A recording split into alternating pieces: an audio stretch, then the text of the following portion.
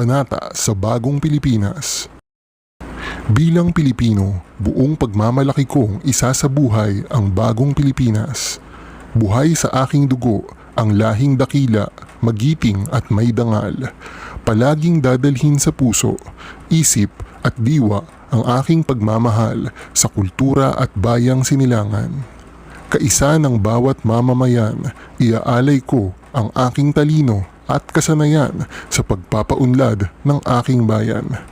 Taglay ang galing na naaayon sa mga pandaigdigang pamantayan. Magiging instrumento ako sa pagsulong ng kagalingan, karunungan at kapayapaan.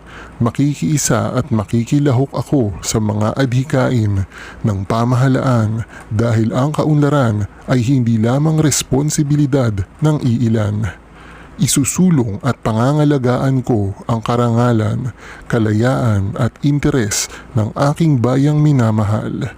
Bilang Pilipino na may pagmamahal, pakialam at malasakit, hindi makasarili kundi para sa mas nakararami, tatahakin ko ang landas tungo sa isang bagong Pilipinas.